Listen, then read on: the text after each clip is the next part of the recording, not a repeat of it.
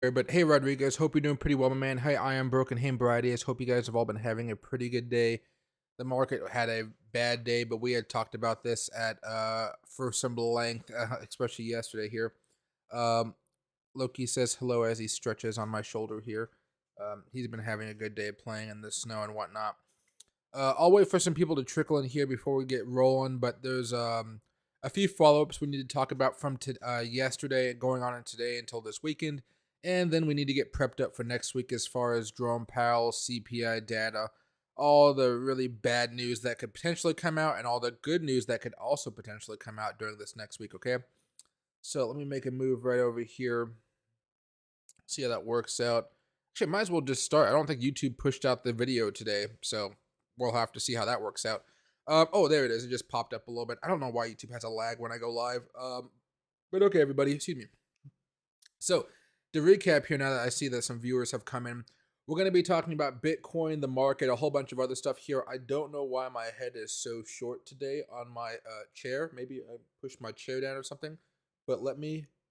No, that's not it. Maybe I got to put my desk down a little bit. Ah, there we go. Okay.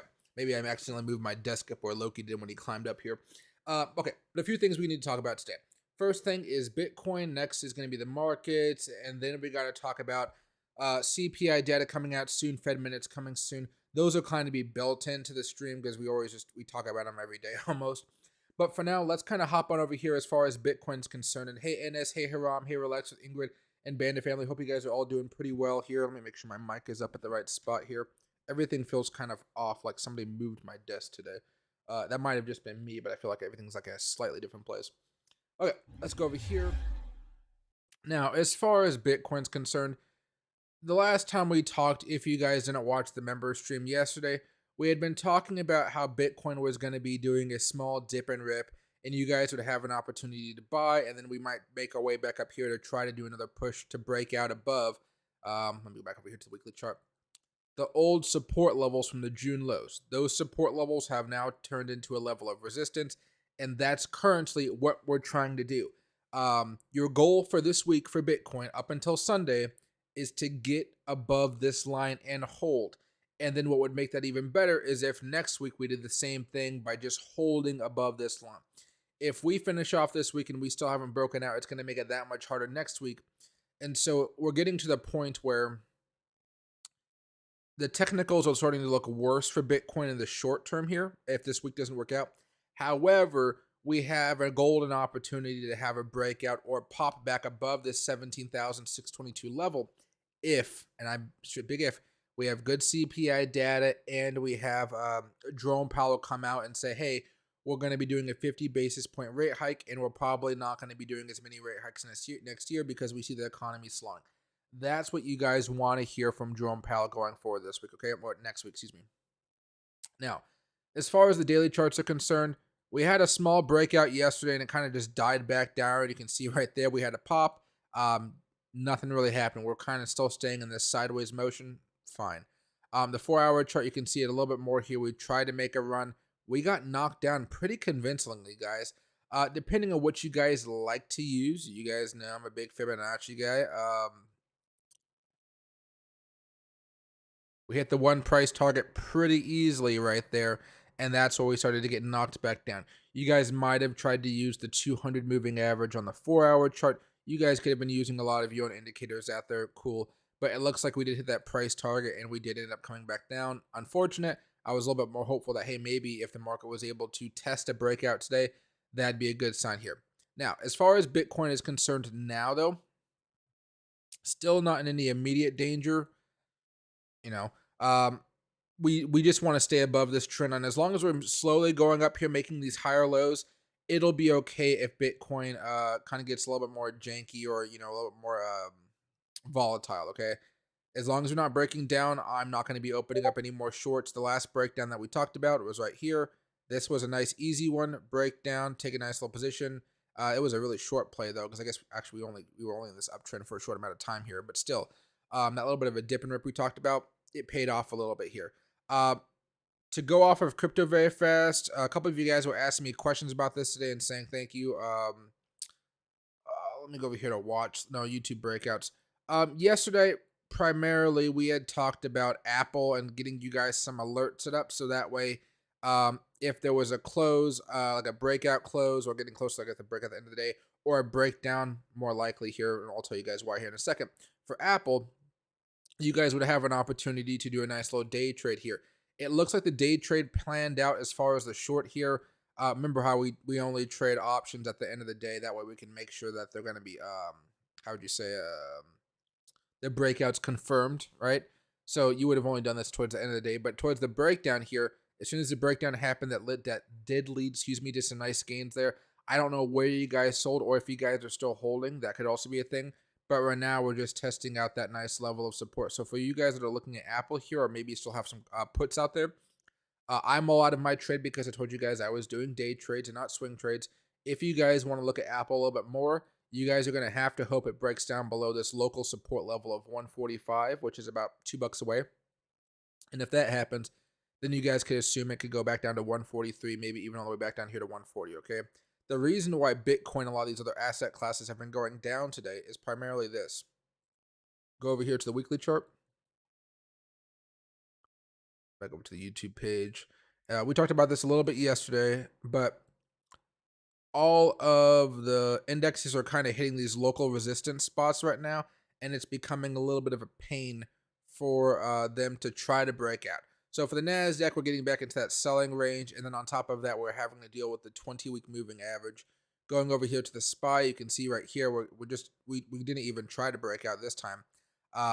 Yeah, but we're coming back down now a little bit more. We're hoping that even if we have a little bit of a drawback this week or maybe even next week, this week, that Jerome Powell and the Fed and economic data basically will be enough to get us to actually break out of all these downtrends.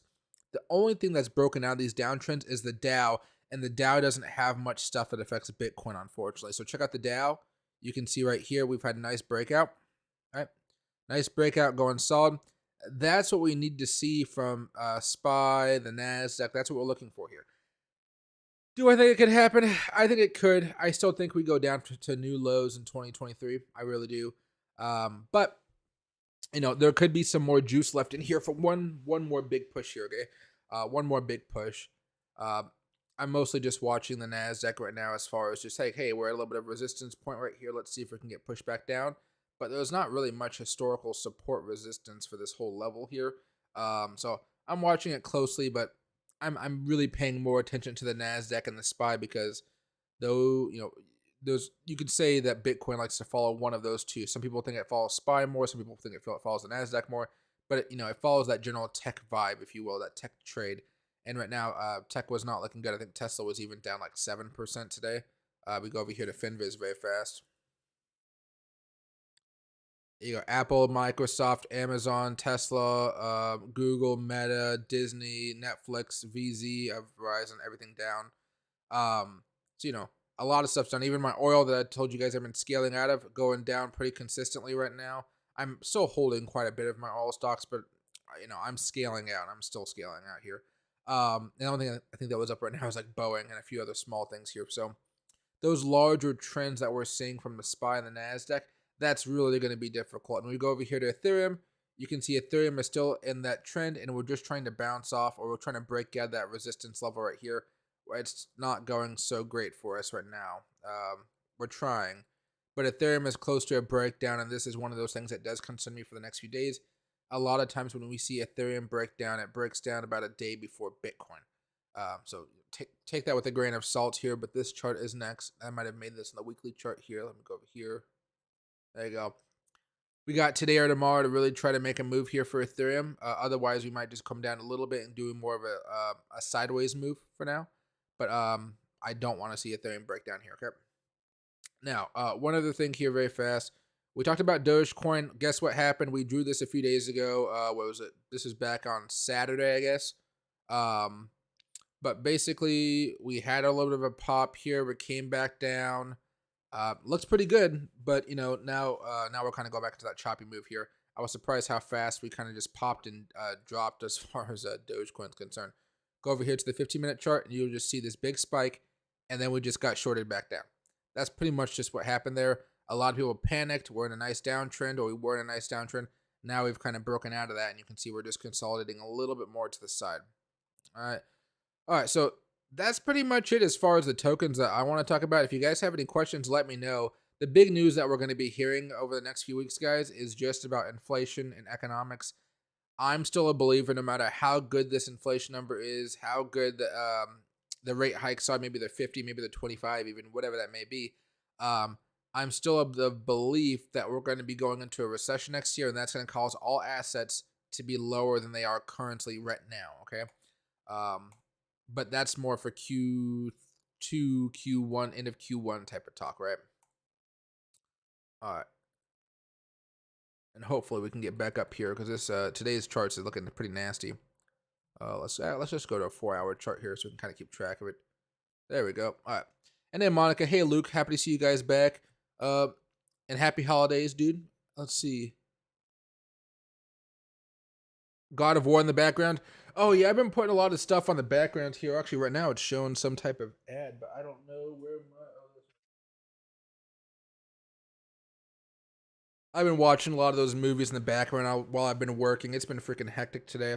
I think I'm just like, when you get tired, but then you realize it's like Monday. It is only Monday. It's one of those things. But I work on the weekends here, so it's kind of valid. Let's see. Hey, Yellow Vest, happy to see you back. Do we have any Fed conference this week? I think it's next week, but I think we get some information. I think the Fed meetings is 13th through the 14th, I believe, but let me verify that. I got this jacket on like I was just outside. I was just outside, but I don't need a jacket on now. I got heaters in the house. All right.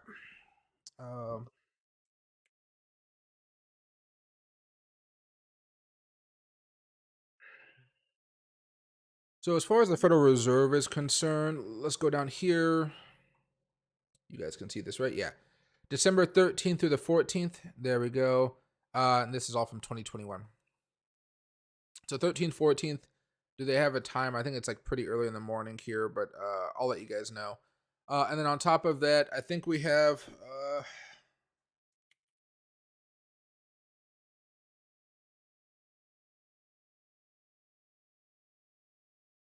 U.S. economic calendar. Let me see if we have anything else coming out. Let's see. Trade deficit, that doesn't matter for us right now. Maybe on Wednesday, consumer credit level change. That could be pretty interesting here. Forecast previous. People are racking on more credit right now. That's not a good sign because eventually that credit runs out and then they got to start paying it back. And are they going to be paying it back when they don't have a job? That's the big issue here. Jobless claims going to be coming in Thursday. That's going to be something interesting for you guys. Let's see. Inventories revision. Real household wealth or domestic growth. Not really much happening this week. Let me see next week. Inflation like next week it seems to get consumer price index. Next week is the week where we have everything's retail sales, Philadelphia Fed manufacturing index, business inventories. Yeah, you got a lot more stuff happening next week, not so much this week. This week is all about consolidation and breakouts. That's what the market's going to try to do. Consolidate and try to break out for Bitcoin. As far as you see, let's go over here very fast. SPY. We had just talked about that, those trend lines here. We want to consolidate and break out. That's the goal. If we have a really good week, even after a pretty lousy Monday, we could still end up having just a nasty wick and a really green bar launching up here. Is it completely likely? No, but at least we're trying to do a little bit of consolidation here. If we continue coming back down this week, the only thing that's going to really stop us at that point is some of the economic data we just talked about right here. But all the big economic news happening next week, unfortunately. So this week, it'll be more of your bouncing around, stick to your day trades and have some fun out there. The day trades that we talked about as far as Apple's concerned, those were pretty nice. And I do want to remind you guys, I don't think I told you guys this too much yesterday, unless you guys were like there for like the first few minutes. If you guys, this is my strategy, not yours. But if you guys do like to trade options, I prefer to buy my options plays towards the end of the day. That way I can confirm that there's a breakout happening. And then you have to be aware of the overall NASDAQ and SPY, which are at resistance level. So just be aware, guys. The main reason I'm not expecting Apple to break out, and this is what we talked more about yesterday, is all the China drama. Let's just say that all the China drama with Apple, it is causing some issues, and Apple has just started to move production, or they're planning to start moving production out of China somewhere else, maybe to India, another country. That means your iPhones are going to be more expensive, which means that their margins are going to go down a little bit as well, as they try to, not pass on the whole cost over to you guys. And then on top of that, Apple has to deal with politics. Let's just call it politics, I guess, for now. See, break Fed pivot should come one day. The pivot's not going to come for a while, like a couple quarters at least, maybe 3 quarters. So, well, it depends on what you mean by pivot. So, as far as Bitcoin and other assets are concerned out there right now, let's go over here to the 4-hour chart. Um, So to me, a pivot isn't stopping rate hikes. To me, a pivot is doing the first cut of a rate hike. So as long as he's adding rate hikes, that's not a pivot to me. As soon as he stops raising rates, that's still not a pivot to me. When he starts to cut rates, that's a pivot to me. But I do think he's going to stop raising rates February, March, maybe. I would probably assume February, but maybe inflation's stickier than we thought. And he has said he's willing to continue raising interest rates even if the economy starts to slow down even more. And if we do go into a recession next year, which I guess is becoming more of the theme here, I think you still see a little bit of people on the fence about it. You're going to notice that he's not going to be reducing rates or cutting rates right off the bat as soon as we have a really bad, unemployment number, something like that. He's not going to just cut it like that. He's going to keep them high for a little bit to make sure inflation comes down. And then when inflation finally comes down, then he'll start to lower the hikes. He's going to be, that's going to be challenging for him. It's going to be very hard to try to justify keeping rates high while the economy is in a kind of a rut. But in order to keep inflation down, that's what he said so far that he wants to do. So it's not going to be as easy peasy getting out of this market. But I do think crypto is going to be a lot more volatile and give us a lot more money once the bottom is found. Once the bottom is found, crypto is going to be the place to be. Oh, and if you guys didn't hear, what's his name? Not Jerome Powell, not Jay Cutler, that guy from Chicago. What's that guy? Jim Cramer. He finally came out and said, I think everybody should sell all their crypto. So now everybody's calling Bitcoin's bottom in. I think Jim is now just understanding how bad of a hit his credibility has taken. Every once in a while, no matter how rich you are, you go out and eat with friends, right? And hang out with buddies, get some food. I bet people have been making fun of him for the last few months because all these other social media accounts who have been telling people to do the opposite of what Jim Cramer says have been making their people a lot of money. So it's been pretty interesting. I don't think the bottom is in for Bitcoin, but I do think we can get a little bit choppy here for the next few weeks as long as we really don't start another capitulation moment here. Which, as long as we don't have any bad economic data next week, shouldn't happen. We should, at worst, guys, for this month, we might just go sideways again. On the upside, maybe 19,000, maybe. But there's a lot more downside here as far as Bitcoin's concerned. For that, I'd probably just kind of show you guys. Let me remove all the drawings here.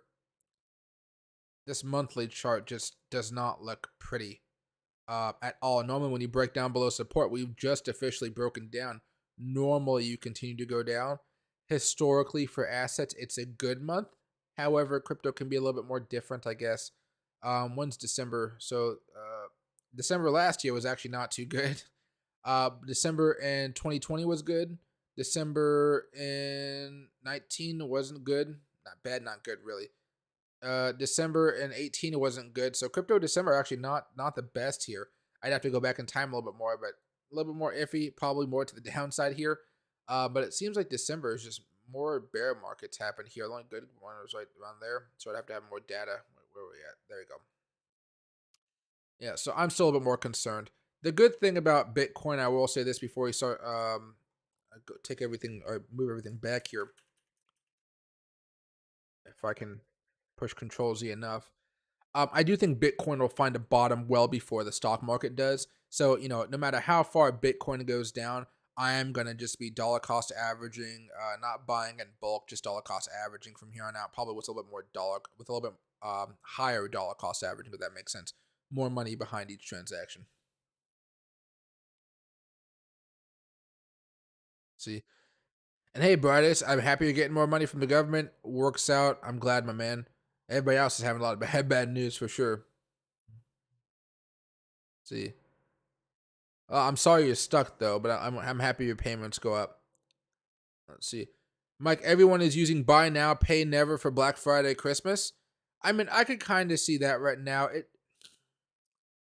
There's like two things that have been worrying me over the past few months.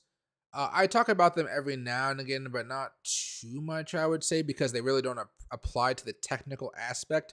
Maybe only when I'm talking about the economy and why I keep on saying that, hey, like when I said in June, I don't think we're done, guys. We're finding a bottom or, things like that. Two things. One is that people keep on spending money and they're not spending money that they have. They're spending money that's in their savings account that's meant to be saved, and they're spending money on by adding to credit, by adding to their credit lines. I don't think that's something people should be doing right now, personally, but that's me. Everybody has the whole financial system, right? Um, the more I see that, the more I'm like, one of two things. What happens when they get laid off? How do they pay for that debt? And also, like a very expensive house or mortgage or apartment. Um, some people have cheaper houses because they were able to get just flat out cheaper houses or cheaper rates. A lot of people, like me, when I used to live downtown, the rents are like two, three, $4,000 a month for a rent, and I'm not joking about this. Like, you get a nice corporate job, you're usually paying like $3,000, $4,000 a month for rent in Seattle. If you're being more frugal, you're probably going to be aiming for 2,500. But the rent is absolutely insane. So once somebody like that loses their job, how fast does they can't pay off their credit card debts? They've not maxed them out, but they've added some credit on there. They don't have much of a savings account right now because they spent a lot of it on Christmas and gifts and having fun and going out because of inflation, groceries and stuff like that. How do they keep on living that same lifestyle? I just don't think it's going to be possible. And I think when that happens, a lot of restaurants go under, a lot of people lose their jobs. It kind of starts to cascade. No more Amazon buying orders. The Amazon warehouses get laid off, just a little bit trimmed off, right? And the second thing here, not as important, but always interesting, is that when I was reminded of this actually while watching CNBC today. Was it Fox Business? Actually, I think it was CNBC. But I was watching CNBC today, and somebody had said something I haven't heard for a while because we don't talk about it at all. So when you guys hear the jobs reports coming out, there's two types of jobs reports. There is the oh oh my gosh, why am I forgetting it now? Um, Let me see if I can find them here. There's two types.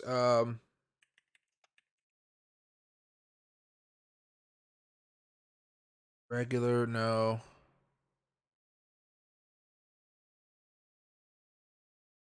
Homestead, no.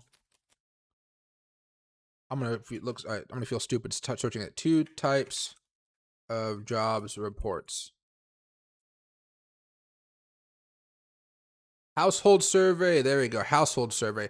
Household is very weird. Okay. And the establishment survey. There we go. I don't know why my brain was freaking out about them. Um. Okay. Investopedia. Let's see.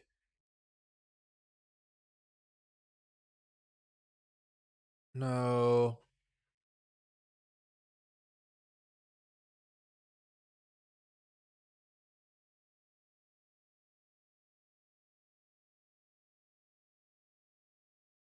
No. What the heck? All right. Uh.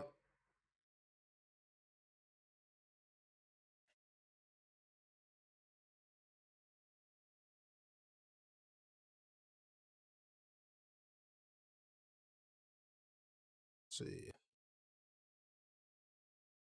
I guess we'll just have to do this. Okay.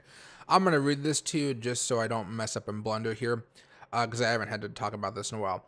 But there's two types of surveys here when it comes to job reports, okay? The household and the establishment survey. This is what it means. The household survey has no duplication of individuals because individuals are counted only once, even though they hold more than one job. In the establishment survey, employees working at more than one job and thus appearing on more than one payroll are counted separately for each appearance. Now, when you see CNBC, Fox Business, Bloomberg, or anybody online talking about jobs reports, they're talking about the establishment survey. So if all of us each had one job, all of us just had one job, you would see the establishment survey be exactly the same as the household survey. But if a couple of you guys got 2 jobs, 3 jobs, maybe 4 jobs, and you're on 4 different payrolls, well, then you're going to see all 4 of those jobs, on the establishment survey. And what's been happening more and more, which is kind of tragic in a way, is that you're seeing the household survey stay pretty steady. So let me see if I'm right here.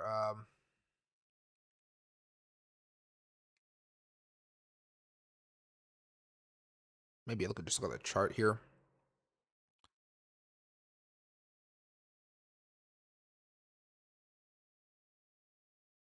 This data is always so annoying. Okay, household data.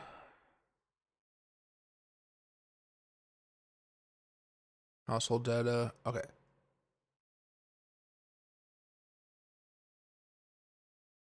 No, this isn't what I wanted to see. I just want to see a normal line job.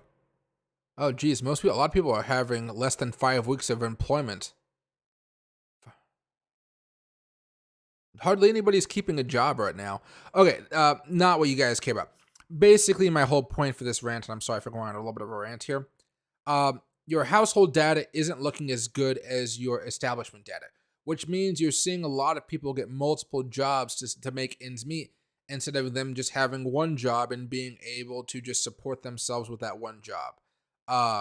That's going to make it very hard down the road when people start losing their jobs, because even though they have multiple jobs, when you lose one source of income and you're on paycheck to paycheck, it's going to be very hard to kind of fill up that supplemental income over time. So just let you guys know that. All right, sorry for the rant, guys. That was a weird one. And hey, Aaron, happy to see you back, man. Thanks for becoming a member. I appreciate that quite a bit. And hey, Remy, do the opposite of Cramer. I definitely agree with you there. And hey, GT, happy to see you as well. December 2020 reminder, I saw BitGo to break 20,000. The big bounce we'll see. It should be a macro bottom if it's not done. I mean, I hope we can see some type of bottom soon, but I think it's most likely going to be next year. Like, if we zoom out a little bit to a lot of these different assets or just indexes. Let's get the SPY over here. Let's go there. Let's open up that a little bit so you guys have a little more room to see what's going on. If we keep following this trend just back until it gets maybe April, May, June, maybe we really only have one more stretch of a couple months where we come back down.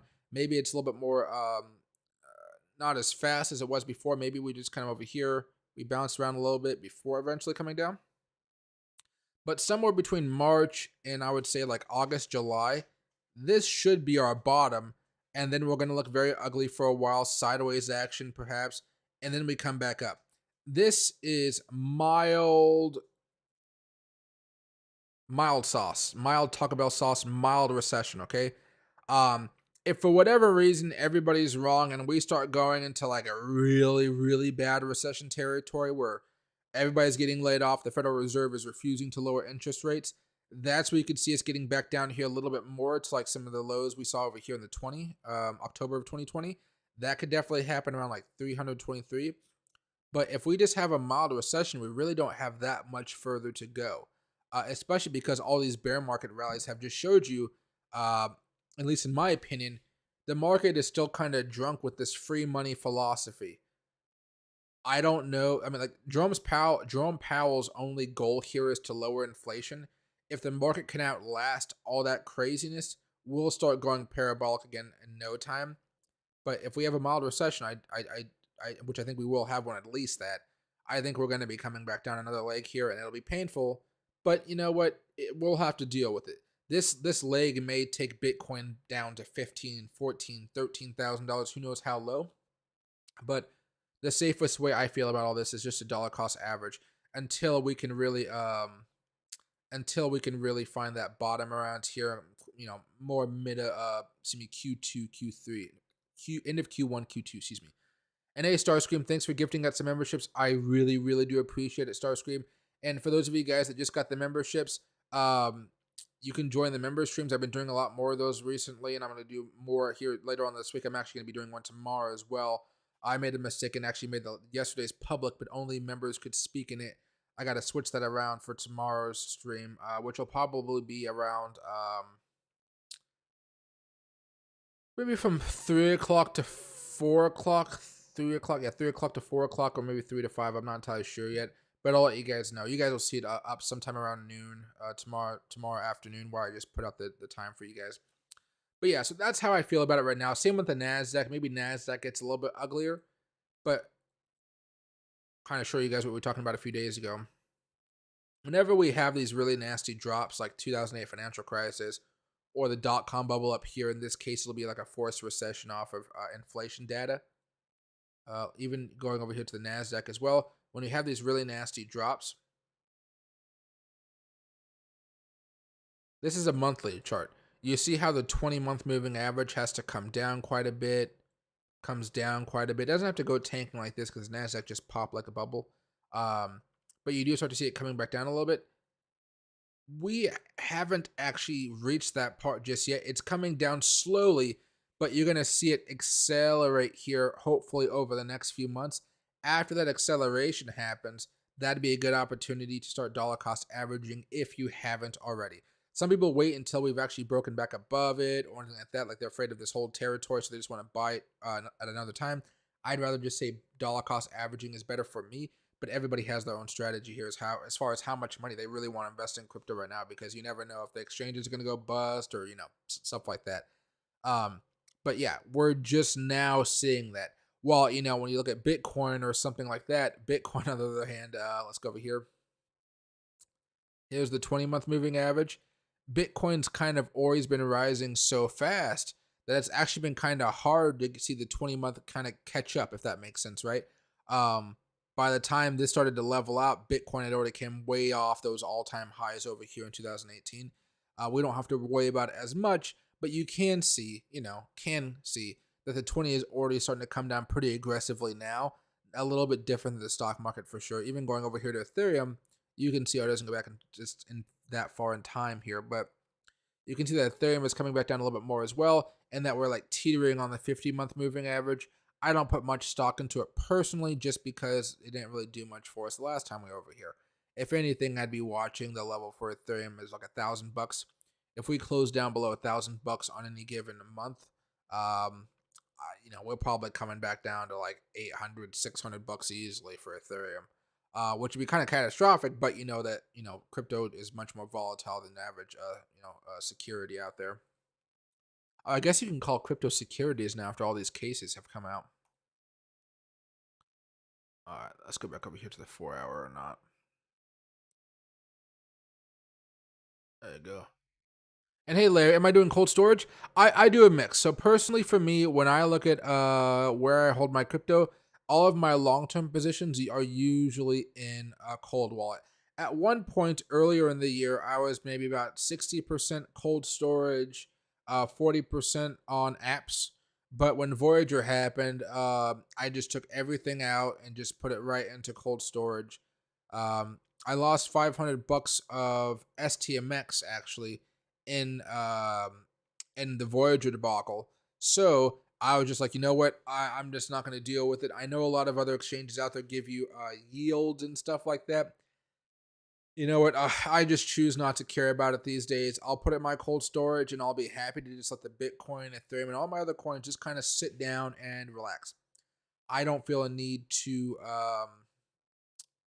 get that extra yield because, if you think about it, by holding crypto in the long term, you're gonna be fine.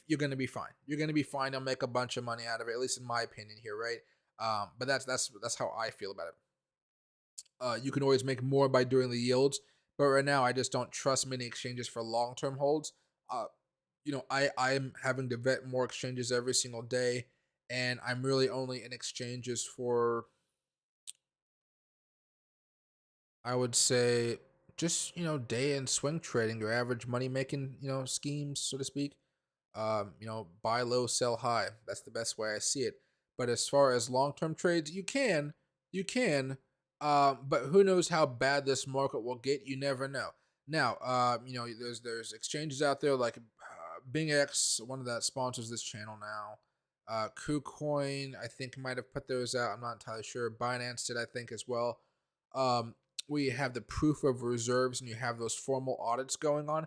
That's nice to see. So if you wanted to put some money on there, I would say Binance would be fine. I don't think I've seen KuCoins yet, but I'll see. BingX would be fine. So those are okay. But you really want to make sure they have a proof of reserve. And on top of that, you just got to have some faith in the exchange. Not many people are honestly having too much faith in exchanges right now, and I think that's valid. I think that's warranted after all the crazy stuff we've seen. Because I think over the next week as well, today is the 5th. Give it a few more days here, and we have the House hearing on the FTX debacle. If I go over here to Twitter very fast, let me make sure I can move this over here. My whole microphone is just weird today. I did move something, so I moved my monitors and it changed up everything. That's what it is. Now I'm at weird different angles, and my microphone's not the same angle it used to be. Okay, so let's go over here and let's go to Maxine Waters. There we go. So this is Maxine Waters' Twitter page. She has a large following. People don't realize this, but she does have a lot. Trump's Kremlin clan. Oh gosh, the trolls on both sides of the aisle always have some good ammunition here. So let me go over here and let's kind of start off with how all this started off here. So a couple days ago, this was on December 2nd. It is now December 5th. Maxine Waters tweets out at Sam Bankman-Fried FTX. We appreciate that you have been candid in your discussions about what happened at FTX. Your willingness to talk to the public will help the company's customers, investors, and others. To that end, we would welcome your participation in our hearing on the 13th. I felt like this was a very softball asking, like, please come in, so we don't have to subpoena you. Because I believe if when Republicans take that back the House in January, they're going to be salivating on this to try to hit Democrats and try to figure out exactly what happened here. Emails, find all that stuff, right? Now, Sam Bankman-Fried responded to this a few days ago. All right. This is 2 days after she sent the tweet. He says, Representative Waters and the House Committee on Financial Services. Once I have finished learning and reviewing what happened, I would feel like it is my duty to appear before the committee and explain. I am not sure if that will happen by the 13th, but when it does, I will testify. So, I didn't see this part on the bottom here. Experts say Sam Bankman-Fried may falsely be claiming ignorance to avoid criminal charges. Is this note is helpful? Critiques high quality cites high quality sources, easy to understand. Yes. It's all. I don't care. It's all. Good job, Twitter. Uh, okay. Going right into something more serious here. So he says, yeah, thanks for the invite, but no, I'm not coming in. I'm not coming in, okay? And then she put out another tweet earlier today, a couple of them, I believe. Yeah, okay. So she goes on to say, based on your role as CEO and your media interviews over the past few weeks, it's clear to us that the information you have thus far is sufficient for testimony. As you know, the collapse of FTX has harmed over 1 million people. Your testimony would not only be meaningful to members of Congress, but is also critical to the American people. It is important that you attend our hearing on the 13th, and we are willing to schedule continuing hearings if there is more information to be shared later. So now she's being a little bit more forceful. Still very cordial, very nice, but I do believe that she needs to bring out a subpoena against him to kind of show that Democrats, from a political point of view, they're going to play hardball with Sam as well. Because I don't think Democrats can try to side with Sam Bankman-Fried on this one. I don't think they can. I think it's in every party's interest because I think he gave some money to Republicans as well. If they just throw him under the bus, just throw him under the bus. That's the best thing they can do. And there was rumors. I don't know if it's true or not that the Caroline who ran Alameda, they had said that she was actually in New York. They kind of showed a picture of her or somebody that looks like her, I would say, at a coffee shop. Maybe they're trying to do some type of play agreement, but I wouldn't be surprised if there's tons of play agreements going on right now. And as soon as Sam steps in America, he's getting arrested, right? But I would say it usually takes them a few weeks to a few months to gather up enough information for a white collar crime like this. And I will remind you that the case involving the lady from Theranos, that trial lasted for like 2 years before she was finally convicted and put away, I think, for like 11 years. And I don't even think she has to start serving a sentence until like next year because she's pregnant. You mean? But I think they will get more heavy-handed. Maxine Waters, while she does have this appearance right now being friendly with Sam, I think she can get mean if she wants to, and I think her colleagues will force her to be more aggressive on this FTX debacle. Um, but I'd like to hear you guys' thoughts about this right now because I was really surprised how nice she's being. You may consider this not nice, just cordial, whatever, like professional, but what are they gonna do if he just gives the middle finger? It's like, yeah, I'm really not gonna come. I'm just really not gonna do it. If that does happen, I would laugh. But I do want to hear what that hearing is. Here, FTX hearing, 13th House. And you have TechCrunch saying that unlikely to testify. Uh, why don't they have?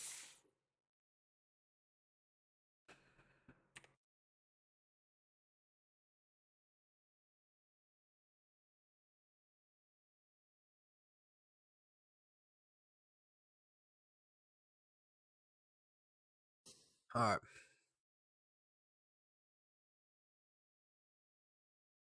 if you guys ever want to see what your congressmen are doing on a daily basis, check out the hearings. It's kind of what they do all day, every day, and I'm like not joking.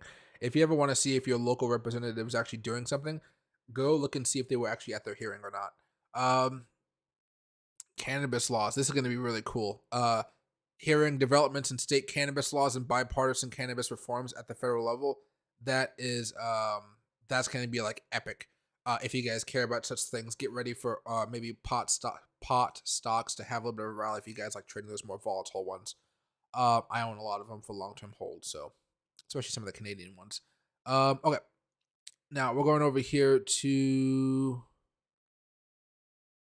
Wait, when is this? Is it the 14th then?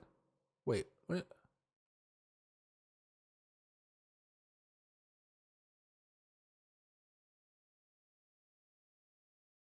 Participation in our hearing on the 13th. Oh, this is November. Okay. Oh my gosh, my brain was getting freaked out because I was like, no, that was a Sunday, and I was like, there's no way any of these people are coming in on a Sunday to actually do their job. Um, but why can't I click on this? Days in session. Yes, I just, it's not letting me click on the days. Uh, they really make this hard to see what they're doing, and I guess house calendar. Okay, let's go over here.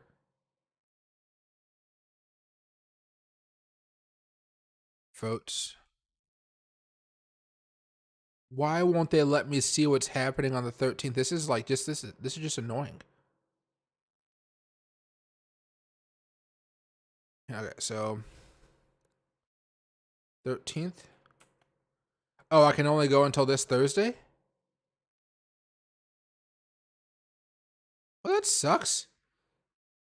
They don't have this stuff out as far as you would think. What? Okay, well that sucks.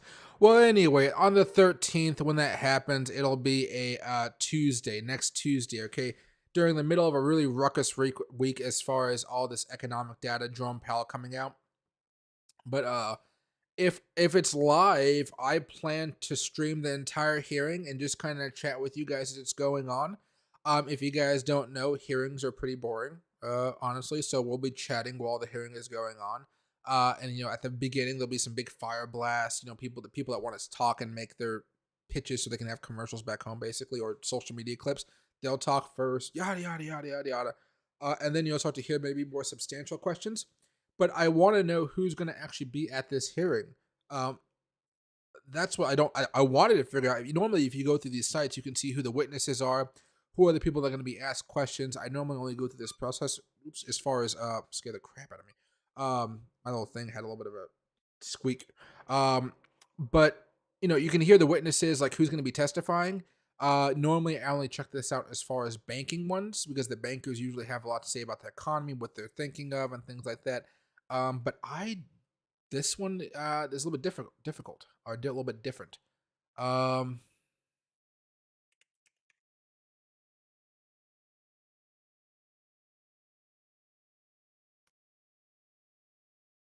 let's check out Cointelegraph.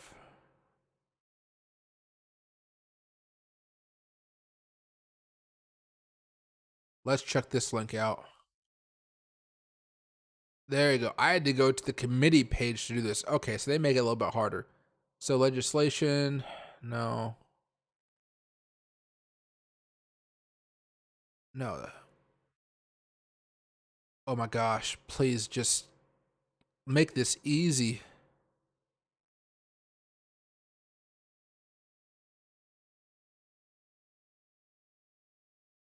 About us, news, committee events, hearings. Let this work. Let this work.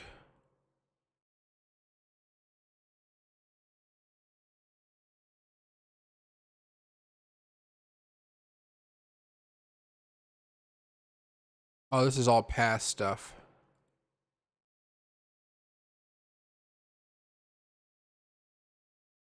Upcoming events. There we go.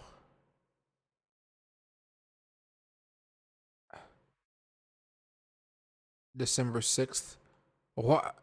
They really try to make this hard, don't they? December 1st, event calendar, 13th. It'll only let me go to the 7th. Okay, whatever. It's fine. It's really irking that the government's like making it this hard, or just like the SEO or the website itself is just not built correctly. But let me read this very fast. No, no, no, nothing in there. Nothing in there. Okay, nothing of value. I wanted to learn who's going to be testifying. Maybe we'll just have to learn 2 days in advance, like what these people, I guess, are asking us to do now. But I think we will get a lot of information out of this. I really do.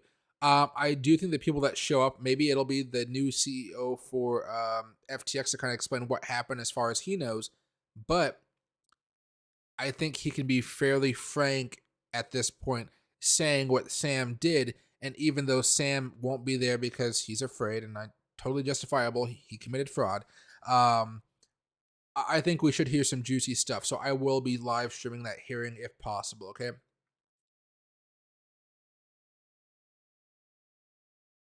And A Star Scream, thanks again. And I did not know you can only do it for on your computer. YouTube is kind of weird. Right now, my YouTube on my TV is absolutely wild.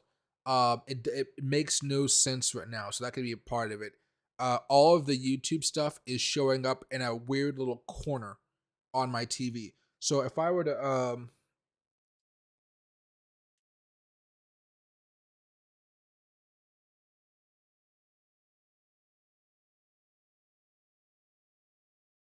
okay, so you guys are seeing right now Netflix on the back of my TV. So let me fix the quality here. There you go. So my face is a little bit blurry, but you guys can see that, right? If I go over here to YouTube, check this out. You see how everything is just like wonked out on the side? This is my homepage. Just wait for it. You see how everything is wonked out on the side, all like clustered up there? I have no idea what's going on. I've reset my TV. It's something with the YouTube software, the app, because everything else in my TV is working just fine. But yeah, makes absolutely no sense right now, and it's very very annoying. Focus onto me. There we go. Okay. But yeah. really wild stuff happening with YouTube right now. I don't know why. They could just be adapting. Uh,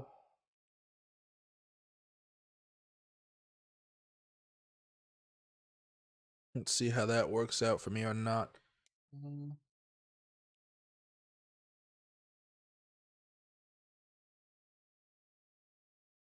There you go. I just put my own stream on there to make it nice and easy. But yeah, I'm not too happy about it.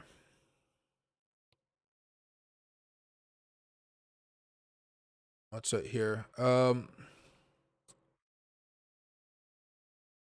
Do you think big players Elon is hurting will try to hold Doge down? No, not really. I mean, as far as what's going on with Elon, he's fighting so many battles right now. If you guys haven't seen, Tesla took a big hit today, like 7-8% down. Um, Elon will be fine after all this is said and done. But just like when we had our last bubble pop and we had a really bad time in the market, it took time for everybody to get their wealth back, so to speak. Um, Elon's kind of playing with fire, to be honest, as far as the government's been concerned, right? They just launched an investigation to his Neuralink company, um, and I think because the pigs or chimps or something, we watched the Neuralink thing here. So they're flexing the muscles a little bit. He needs to be careful. He won't, but he needs to be. Um, but I think he's just focused on running his business and just making sure he has some top tier security. Okay. Um, but I think Elon is going to be a huge boom for crypto during the next bull market. Elon can do nothing to stop this bear market. No one individual can stop this bear market from happening as much as we all want him to. Elon right now is in my opinion, is primarily focused on Twitter, SpaceX, Neuralink, Tesla, and Starlink. Right?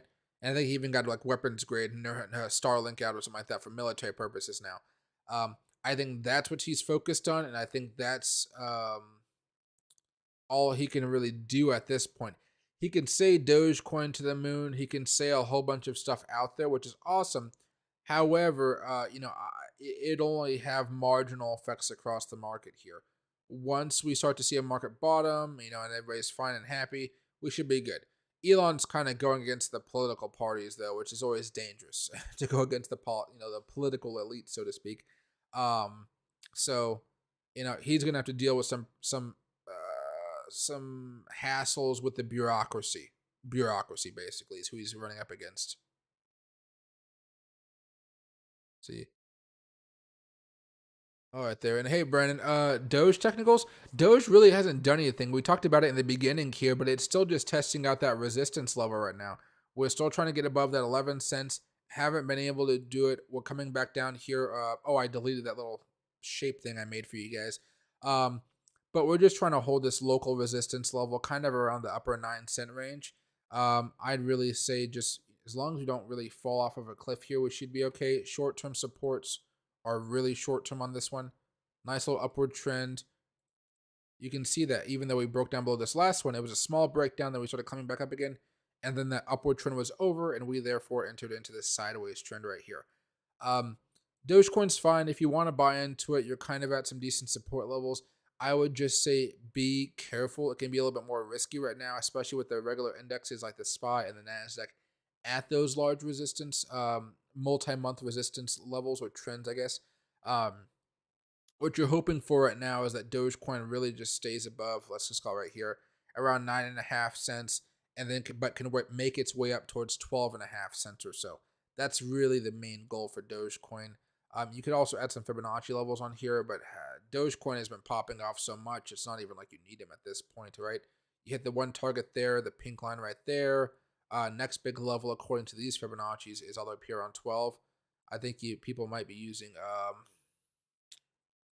this is the longer one from like 2022. No, October. 4 hours, yeah. So the one from way over here might be something people want to look at. But we're just facing our first resistance level. If we're lucky, we'll be able to consolidate for a few more days going into this week. break out and hit around 12 cents, maybe 12 and a quarter or so, and then get knocked back down again. This is a 4-hour chart though, so each day may be a little bit more volatile than that. But for now, be cautious. I'm doing more day trading, not more swing trading here. I bought some Dogecoin the other day as a small dollar cost average because I wanted to buy some more here now that Elon finally does own Twitter. But I'd still be very cautious at these levels here until the market can really show we're out of this bear market territory.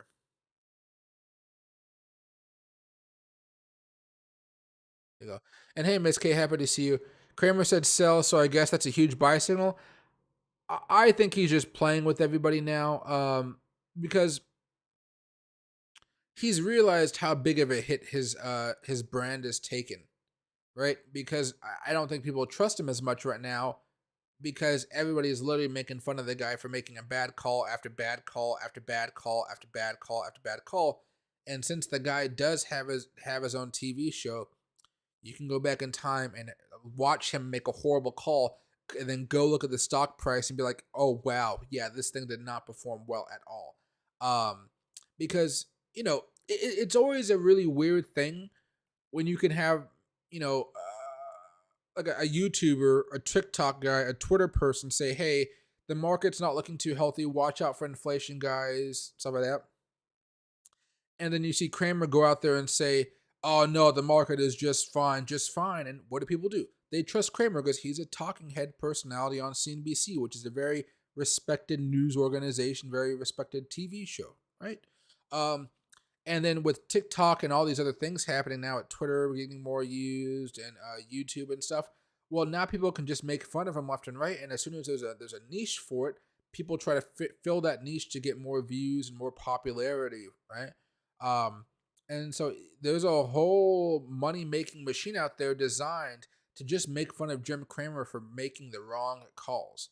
And honestly, that's awesome, right? Because the guy's made so many bad calls, people have the ability to call him out, rightfully so. And one other thing here is, like when he was telling everybody to buy Peloton at the all-time highs, and then what did you see Peloton do after the pandemic was starting to wane here as people didn't want to just stay inside all day? I don't know if I have Pelotons actually here. There you go. There's a monthly chart. He's like, buy over here, it'll be great. Buy over here, it'll be great. And you go from like $142, $165, all the way to 12. When if you think about it, at one point we went down from 177 all the way down to 659 for down 96%. And they say that crypto is too volatile. I swear these people are making stuff out of their butts right now. There are a lot of like what the mainstream, business media would call high quality stocks that have just had horrible runs, just like crypto. And then beforehand, if you guys remember, after the COVID lows to where we saw up here, it jumped up like 880%. They're kind of full of it. Right. But you can go back in time, say all that, right? And you basically there's a history now. There's a history of a lot of stuff he said, and people like it quite a bit. But yeah, I think he's realizing that, and I think at this point in time, he's probably making a better call. But in the short term, we could definitely just pop right after he says that. I would not be surprised. I haven't seen any new news as far as whale number 3, but let me just check it out. And hey, Ken, happy to see you back. Let's see. Yeah, no worries, General. Swinging your coins is a great way to add on, especially if you do it consistently. Oh, they sold some. Wait, no. This is a while ago. Wait. Yeah. They sold some this November 30th. It's already the 5th here, so I don't. Bitcoin. The 30th. The 30th. Anything actually happened on the 30th? Nothing. We just came down a little bit, then consolidated. Oh. So that one was a bust, guys. That was a bust. I didn't even talk about it. I don't even think I remember seeing this actually happen. The last time he sold was the 18th and the 15th, and that was over here. 18th right here came down, and then the 15th right here, I guess we came down a little bit, but that one was a little bit more accurate. But this one, this is a bust. He has bust every now and again. But I'll let you guys know if I see something else. All that Bitcoin, though, my gosh, that's a lot of Bitcoin here. But if you guys want to be more concerned, I would just be concerned if it does break down below this trend line right here. Until that happens, not too much to be worried about personally.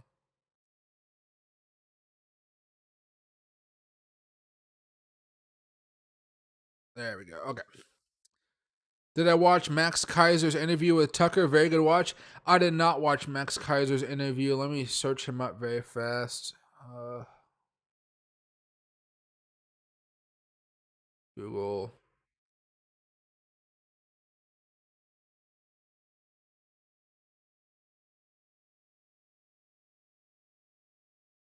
See, I'll have to watch it sometimes. I don't think I've seen him before ever. Maybe I don't remember the last time I've seen him. He reminds me of somebody else though.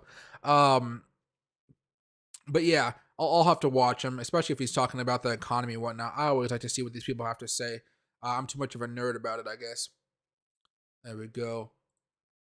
Is anything popping off right now? One thing that did pop off yesterday, if you guys didn't see, was AXS. This thing had a pretty good run. This is a 4-hour chart. You can see how it had like a big, massive move. It came down pretty hard though. And now it's kind of just going back into tanking territory, already breaking down below some of those 20 moving averages. Let's go to the 5 here. Yeah, consolidating a little bit more here, but still having these nice little dumps. Oh, even a little double top here. Yeah. This is a classic double top. It looks ugly, but it is. Top, bottom, top, breakdown, retest the support, what the old support, and then come down from there. Huh. So this might have another run here pretty soon if you guys want to have some fun with it. But it's been breaking down out of a few support levels here, right? Broke down, tested it out, failed, had to get a big surge back up, using it as support and hoping to climb back up.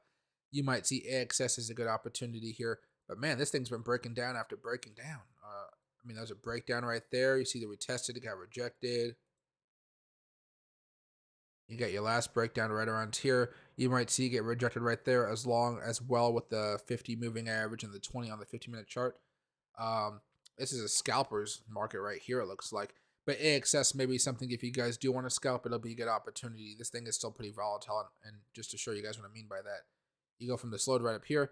That's still about 2% with a good 5x leverage. That'll do you some well. So 2% in about an hour, or I guess 2% in like 15 minutes, 30 minutes. It's not too bad. I know I'm saying 2%, but when you talk about how long it usually takes some of these coins to actually have good moves, it can take a minute, especially when everything's going sideways. So this may be something you guys like. Anything else? Really not much. I think the only thing really moving up besides that has been Dogecoin. Where's Dogelon Mars here? There we go. Dogelon Mars. Let me go over here to the 4-hour chart. See, had a little bit of a pop over the last few days. Nice little pop. And then UFO token right here. This one had a pop over the last few days as well. It's been looking fairly good. And now it's just looking for a simple breakout here. I was bummed on the last breakout, but it looks like we might have one more attempt, mostly because we have more time for the 20 and the 50 to actually gain some steam to break out above the 200 here. Everything's gearing up for a possibility for a mini Christmas rally. We're just really hoping that Jerome Powell can finish the job here, because if we pump this week and we have bad news next week, it's going to be a capitulation, like really bad day for the stock market and the crypto markets. Bitcoin probably won't hit new lows for this year, but it will probably take us all the way back down to like the high $16,000 range, maybe even mid 16,000 range, where people just freak out, and they panic, as normally happens in this environment. Max is a Bitcoin maxi, but he used to be a stock market trader back in the day. He used to create digital algorithms. Ooh, that's actually pretty nice. And Shiba had a good pop too yesterday. Let me go back over here to Bitcoin very fast. I know quite a few Bitcoin maxis. I'm not a Bitcoin maxi. I like to buy Ethereum, Dogecoin, lots of other assets. The main reason when I talk to people all the time about why they like Bitcoin or why they like crypto, excuse me, is always because everybody at the, I think at the, so, well, not the root, but at a decent point here, guys, or I'm starting to stutter. A big point here is that people feel like eventually the US dollar will have massive inflation and something will pop and break and that it can't just be fixed again. Um, we all know how much debt America has. We all know that we're used to just printing more and more and more money. What happens when that system breaks down, probably over the next couple decades, maybe decade, where we've racked up so much debt and the only way to fix that debt is to print out so much money? Are we really going to be able to stay in a very low inflation environment? Or are we going to have yearly inflation of like 5, 6% and just make it be the norm? Because that could definitely happen if Jerome Powell has to cut back on raising rates and stuff like that because the economy is in so much peril. Um, there's a lot of fear there. And so when people talk about Bitcoin hitting $100,000 or $200,000 or $500,000 or even $1 million, what they're really saying is, well, sure, it may sound crazy, but do you think the U.S. dollar is getting any stronger, or is it just over time getting weaker and weaker and weaker, against Bitcoin? Um, so eventually, I bet that bubble is going to burst. I don't know exactly what's going to happen when it does, but it'll be worth being financially prepared and having your assets kind of diversified there to make sure that even if the dollar is freaking out, you still own Bitcoin. You still own a Tether, not even Tether because that's back to dollar, but you own something else besides just the USD or just stock assets here to protect yourself. I know like very wealthy individuals who have like 1 to 3% of their net wealth just in Bitcoin. They put it in there a while ago and they're just letting it sit. They're not touching it. It's not to be played around with. It's just there. Um, and it's just there for an emergency long-term thing where the dollar becomes a problem. And I think we've talked about this before, but what's it called? Debt clock? Oh, not clock. Yeah, there you go. This thingamajigger. You guys have probably seen this, all of you, at one point in your life. Um, but you can see that U.S. national debt right here. It just keeps on going up and up and up. The U.S. federal tax revenue, the money that's coming in, uh, it's going down. um, Local tax revenue is going down. Total state revenue is going up. That's interesting. So states are getting more power or money, and the country is not. Uh, America isn't, I guess you could say. Local debt's going up. Debt percentage is pretty stable. I guess that only updates every once in a while. State debt is going up. Gross domestic product is going up. Our GDP is increasing right now, which is good because just a few months ago it was going down here. Um, Total federal, state, local spending, that is climbing very, very fast. Total debt to GDP ratio is 135%. That's not good. So these are some of the things that concern me for a longer period of time. Now you guys know I go to a lot of events out there for crypto, NFTs. I mean, heck, even venture capital events in downtown Seattle to kind of talk to some big wiggy people. Um, but every now and again, I would say maybe 1 out of 15, maybe 1 out of 12 people always talk to me about what they perceive to be this great reset. I think there's like a whole bunch of different variations of what that means to a lot of people. But, a lot of people that I talk to, at least in downtown Seattle area, they're all talking about what happens when this system of debt collapses and how can people be protected. And I think that's really where a lot of those Bitcoin maxis come from.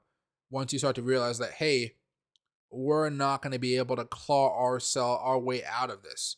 We like, let's see,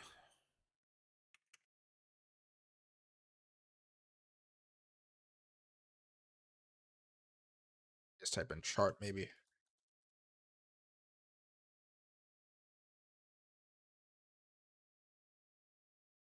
You see that? You see that right there? uh you know, it's 2008 really was the catalyst here to make it really start getting aggressive.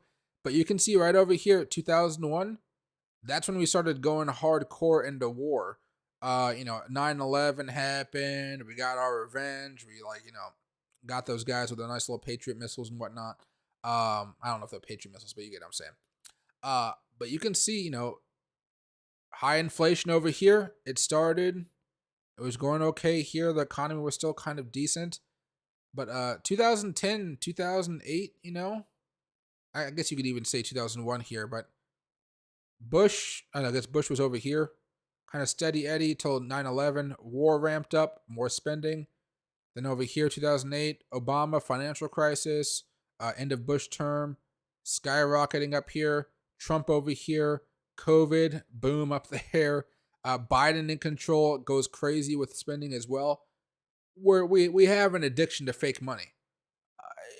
It's gonna burst sometime, but does any of us actually know what that would look like? I just don't know.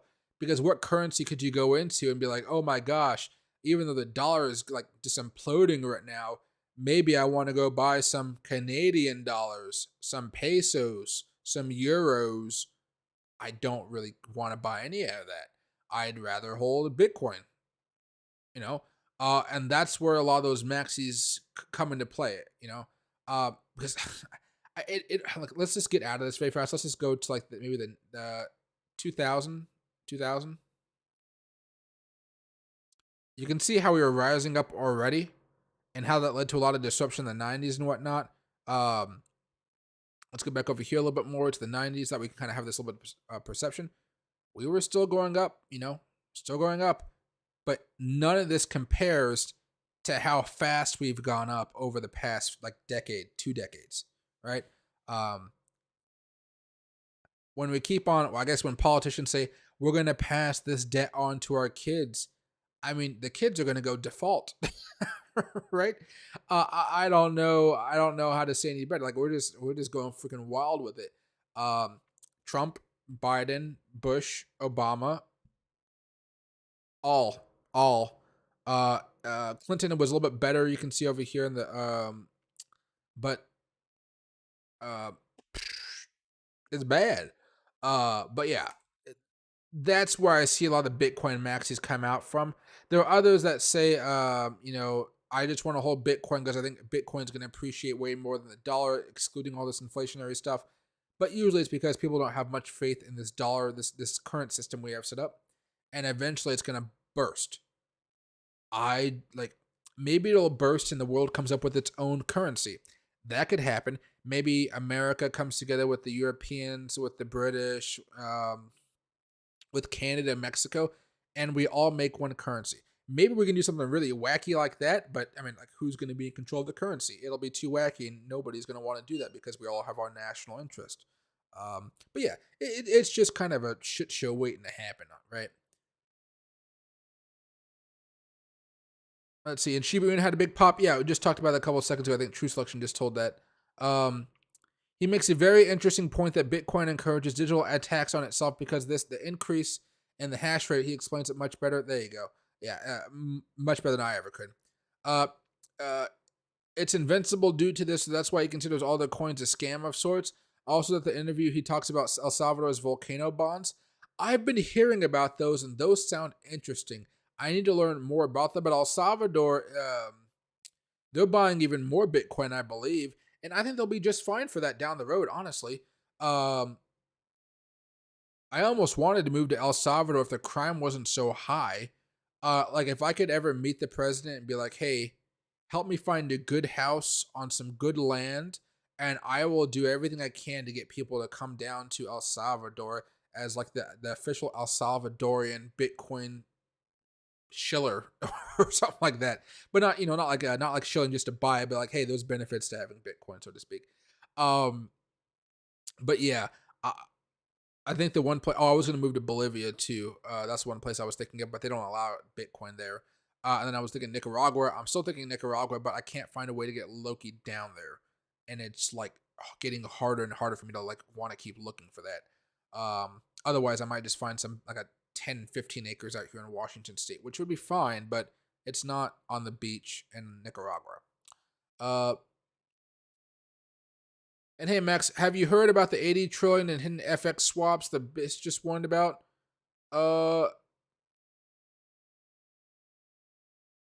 see.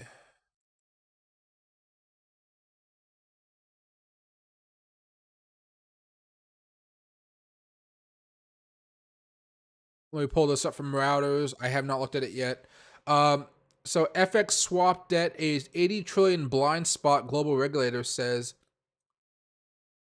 pension funds and other non-bank financial firms have more than 80 trillion of hidden off-balance sheet debt and FX swaps. The Bank of International Settlements said the BIS, dubbed the central bank to the world's central banks, also said its latest quarterly report that the 2022's market upheaval had largely been navigated without major issues, having repeatedly urged central banks to act forcefully to dampen inflation. It struck a more measured tone and picked over crypto markets troubles in September UK's bond market turmoil. Huh. They didn't really talk about it too much. Let's try this one. So, having repeatedly urged central banks to act forcefully to dampen inflation, it struck a more measured tone. It's like they just copy each other here. um, it struck a more measured tone this time around and also picked over the ongoing crypto market problems in September's UK government bond market turmoil. Its main warning, though, was that it described what it described as FX swap debt blind spot that risked leaving policymakers in a fog. The Bank for International Settlements, BIS, has warned that pension funds and other non-bank financial firms now have more than 80 trillion of hidden off-balance sheet debt in the form of FX swaps. Dubbed the central banks to the world central banks, the BIS raised the concerns in its last quarterly report, in which it said that this year's market upheaval had, by and large, been navigated by. I'm getting sorry. It's just annoying me that this sounds so much like the last article, like somebody just copied it, basically. Um, Having repeatedly urged central banks to act forcefully to dampen inflation, it struck more of a measured tone this time by also getting picked over. The heck? It's the yeah. Okay, that's interesting. So let's go here. The 80 trillion plus hidden debt estimates exceed the stocks of the dollar treasury bills. Oh. Repo and commercial paper combined, the BIS said, while the churn of deals was almost 5 trillion per day in April, two-thirds of daily global FX turnover. For both non-US banks and non-US non-banks, such as pension funds, dollar obligations from the FX swaps are now double their on-balance sheet dollar debt, and it estimated. The missing dollar debt from FX swaps forwards and currency swaps is huge, the Switzerland-based institution said, describing the lack of direct information about the scale and location of the problems as the key issue. In times of crisis, policies to restore the smooth flow of short-term dollars in the financial system are set in a fog. The report also looked at the broader market developments over the last few months. BIS officials have been loudly calling for forceful interest rate hikes from central banks as this year's inflation spike has taken hold, but this time it struck a more measured tone. Okay, now it's getting into other stuff. I mean, just another big red flag. Just another big red flag. We'll see how that bubble bursts down the road, but yeah, it's just getting worse here, guys. Max Kaiser lives in El Salvador. Their GDP up 10% since Bitcoin purchases and acceptance. I mean, I like El Salvador a lot. I mean, I've been there a few times. It's very, very beautiful. I haven't been there in like 5+ years now, but it is very, very beautiful. The roads are fine. The villages are kind of shitty, but I mean, not everybody can afford to live downtown yet. It's an emerging market. But I do like the area quite a bit. And, even some of the smaller villages that aren't necessarily as good, the people in them are absolutely fantastic, right? So I would move down to El Salvador if I got a beach house. All of Central America is really just beaches, isn't it? Well, you know what I mean. Moved to New York for 6 months in El Salvador, then crime won't even seem so bad. No, I did not want to do that. New York is expensive. Heck, Seattle, Tacoma, it's all expensive. If I go over here to Let me see if I can find it very fast. Rent apartments, Tacoma. Apartments.com. Here we go. Um, you know, how do I do this? The first one that pops here is Target Real Estate. They owned one of the apartments I had before. But if I go over here, open up the link. Let's go down here. 425 square feet is $1,445. This isn't Seattle. This is like 30 minutes south of Seattle, 45 minutes south of Seattle, okay? Tacoma. Right now, and they actually have some open units here. The studio, 425. This is what you get. You get a walk-in area, a little closet, a mini closet, another closet, a bathroom here, and a shower, maybe a pantry of some sorts. You have a kitchen, a living room, and a bed. $1,500 for that. Go down right here. 1,545 gets you 565 square feet, and that's barely any more than that. They just maneuver the room a little bit more. So it's bad. I used to live at this apartment place right here, if they still have it. Oh yeah, apartment 25 was mine. This one's actually all available. This one's all booked out. It's because it's a really nice place. I know the building looks old, but you can see the wood floors are very nice, and you get views of the water. I cannot stress the views of the water. They got different styles. There's like high quality ones in here, and there's like low quality ones in here. You can always tell by the oven. Oh, they don't have the views. Oh, view? There you go. The view of the water. Freaking awesome. That's the main reason I decided to live there. But yeah, everything is just expensive out here. If I go back over here very fast, let's go to maybe a more modern apartment. Is there any like new apartments here? Bill on Broadway. That one was pretty new. I used to have a friend that lived in this one. This one bedroom, 1 bath, 740 square feet. That's about $1,800 a month. $500 deposit. That's actually pretty low deposit, actually. It's available June. This one's available. January. 700 square feet basically for $1,800. You want a 2-bedroom, then you get up here to 2,000, but the square footage is like only like 100 more.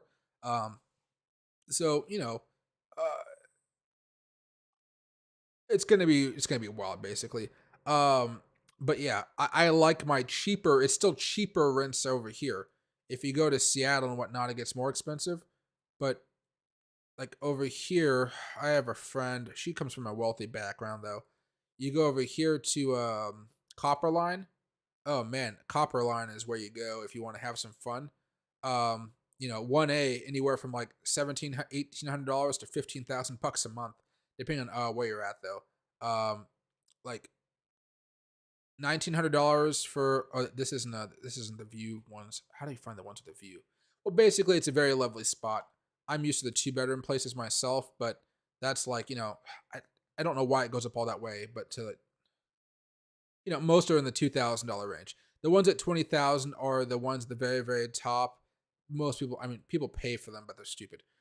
But yeah, but no, I'm not moving to New York. I thought about moving to the East Coast out of college because I have a couple friends out there, and I was like, might as well. I know those people.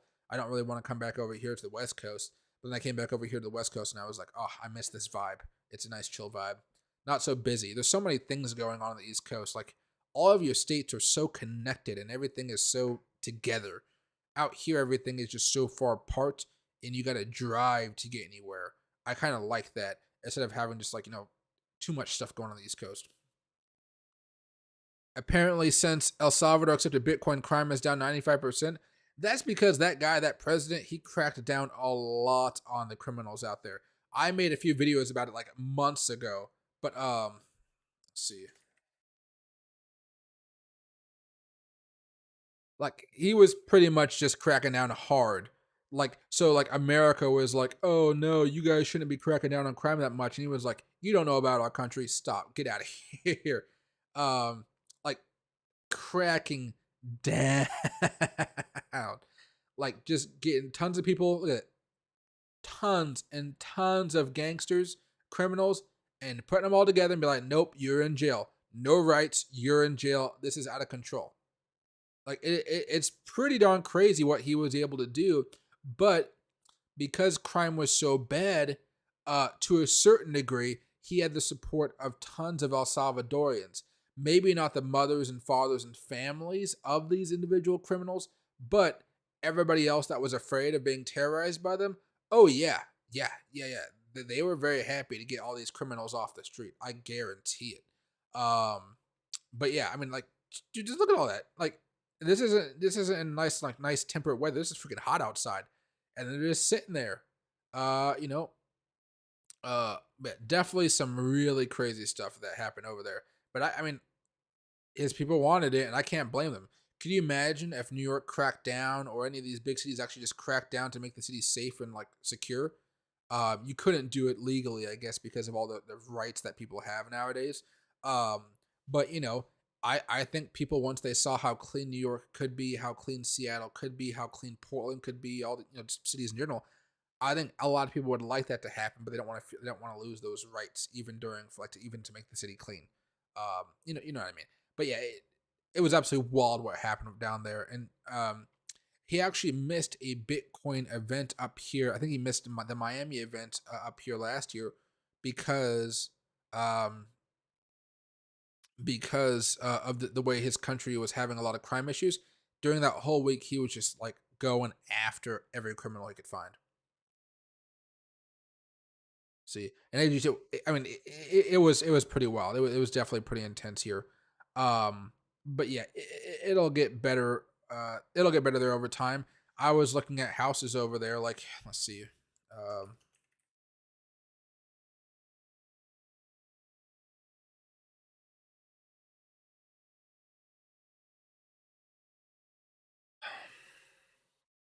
Maybe this is one here.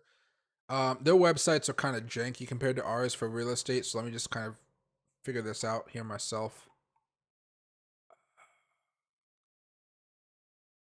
Okay, I like the map style. Costas 24 is something I've been using quite a bit. Um, yes, that's fine.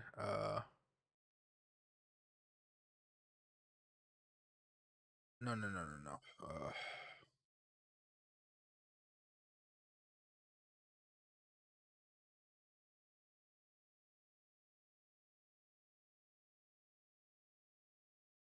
Vacational is probably what I'm going to be looking for here. Okay. Well, basically, uh, I don't know how good of a house this is. Honestly, I'm just looking it up. But $215,000. You get a pool, get a little house, get a little bed. Oh, that's be a real big fixer upper. But I think I can see the beach in the background, which is what I'm trying to see right now. If it'll let me go to what the view. Go to the view. No, that's not the view of the house. Oh, the house is right there. Okay, well, it's pretty close to the water, I guess. Oh, it's okay. That's not a good view. They the rules for this are so much different. Can I find one that has a water? Maybe this one. $295,000. This one seems to be right up against the beach here. So I could buy a little house like that. It's not really the house I'm looking for. I guess maybe I'm not even spelling real estate. You can see how I've looked at all these things quite a bit. Uh, this is the one I normally look at. I can go over here to houses and listing order. Oh, I don't know why it's not stretching it out here. But let me just go over here. Lot size, largest to smallest. I like to go by lot size, not by price. Um, for no,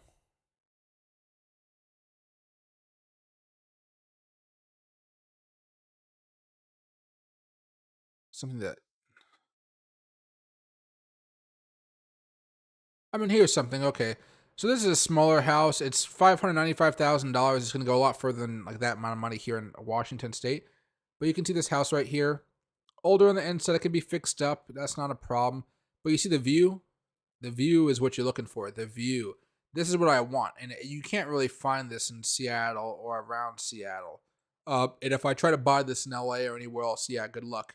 Um, so I'm trying, but yeah, it's hard to find a spot like this. Normally they have. If I just go to highest to lowest price here, get out of the $1 million price range, which is not in my zone here.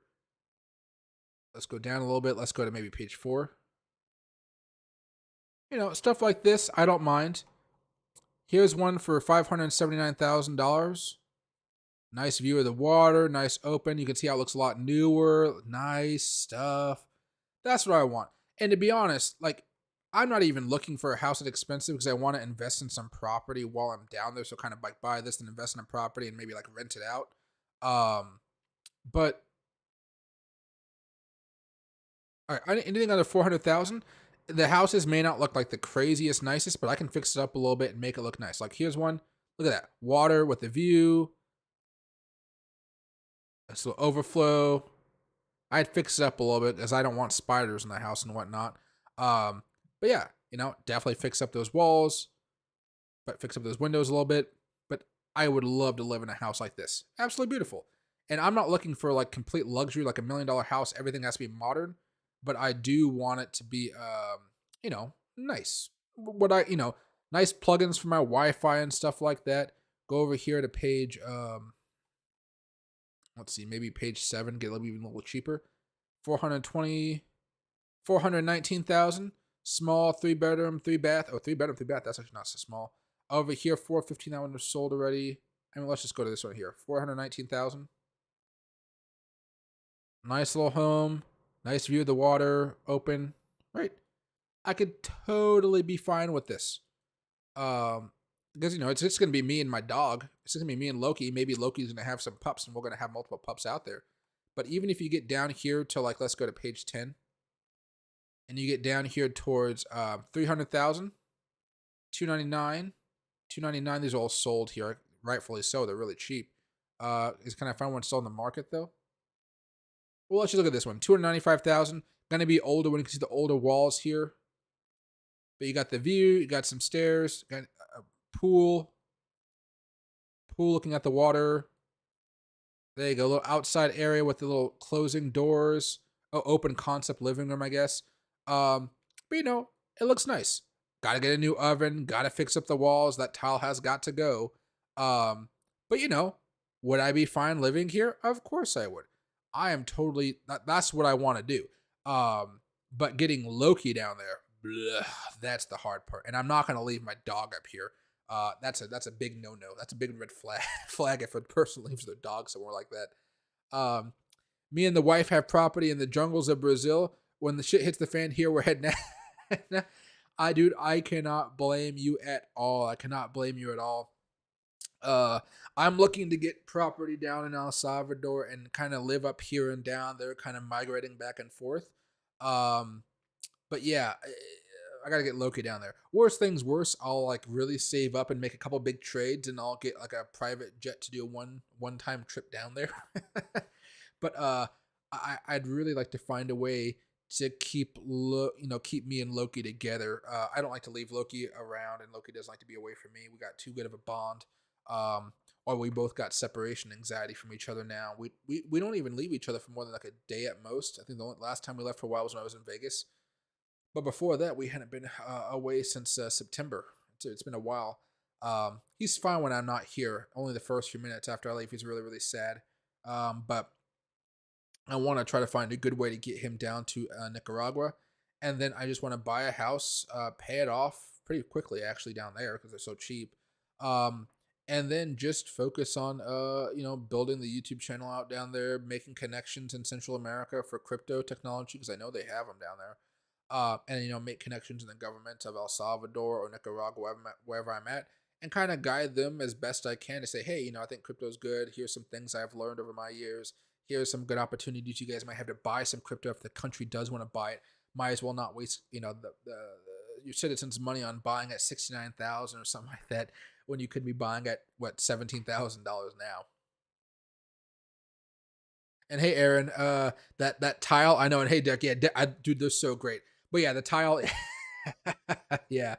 But the houses, I mean, like these websites are always so hard to get into, like always so hard, because like there's different levels to the way money works in these countries. Like if you go over here to Bolivia real estate. You can even see it's probably my old. See, I used to look at Bolivia a while ago as well. The last time I looked at Bolivia was October because I got more into Nicaragua, obviously. But you go over here and you go to the maps. Oh, how do you go to the maps on this one? I haven't had to look at this in a minute.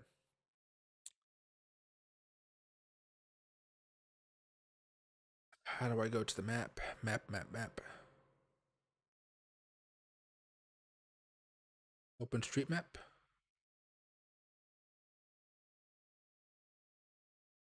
Oh, maybe that wasn't the way to do it. Oh, okay. Well, here's Bolivia. You can see there's no water, so no beach. That's one of the reasons I didn't want to move here after all. It's down here, kind of like closer to Brazil, Paraguay, Chile, so to speak. Nice little city over here. I kind of like it. And then if you go over here from price, not price, again, size, high to low. Um, let's go down here. You know, $250,000 gets you a nice little new condo that's just being built up. Nice new condo next to the fancy golf course here, the country club. Really cool. Really, really cheap though, because Bolivia is incredibly cheap. If I wanted to spend a little bit more money, let's not even go into the 700,000 or anything like that. But like, I mean, like, let's just look at it. $800,000, you can get a nice house like this. Do I like these type of houses? I mean, look at this nice little dog right there in it. Like, see, little doggo. Sure, the house looks fine. Do I want a house this big? Probably not. I care more about the view personally. This house is like 9,000 square feet, 5 bedrooms, 5 baths, 1.5 bath. Uh, that's quite a bit, honestly. Um, but maybe I'll have a guest over or something. Then you got some weird houses over here, but it's kind of janky when you get over to other stuff. Like here's 430,000. Some weird concept art houses, not really my favorite, but you can see inside decent. Bathroom area, place to put your stuff. The basics here. But I'm really looking at Nicaragua because that's where I feel like, oh yeah, this is where I could live and be happy and relaxed and chill. Cost of living down there is crazy cheap. I would love to do that, and there's a lot of expats down there. A lot of expats down in Nicaragua and in Central America in general. And hey, Megatoni, do I speak Spanish? A little bit. I can understand Spanish, but I cannot speak it. I kind of like lost that ability. I need to start practicing again. But I only speak it a little bit. Your basics is about what I can do. And hey, Monica, bought more calls on Mo and Devin 2 weeks out, expiring December 16th and December 23rd. What do you see in 1 week time? Thank you. Let's see. So you bought calls. The market's kind of hitting those resistance levels right now, but let's see. So we got over here 4-hour. We were talking about this yesterday because it was breaking out above that resistance level right here. It tapped up against that Fibonacci extension level here. So that might have been a scale up point for you, or maybe you doubled down. As long as Mo can break out above this sometime tomorrow, this is a 4-hour, this is daily chart now.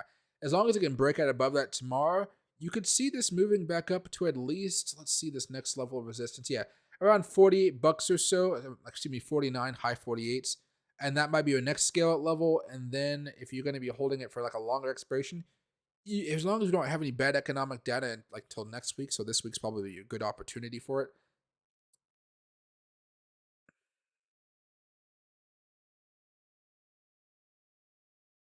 Yeah, it matched up right there as well. Right there as well. You might see it get up to maybe $50 at most, like 48, 59 to 50. I'd probably say $49 to $50. That's would be fine. See, this thing's still on a pretty good trend. What is this? Let me see if I can find out. Because this has been going up along, or this actually was down for. Oh, this was a down day for it. Okay. Um, Oh, yeah, see, I was looking at the 4-hour chart at first.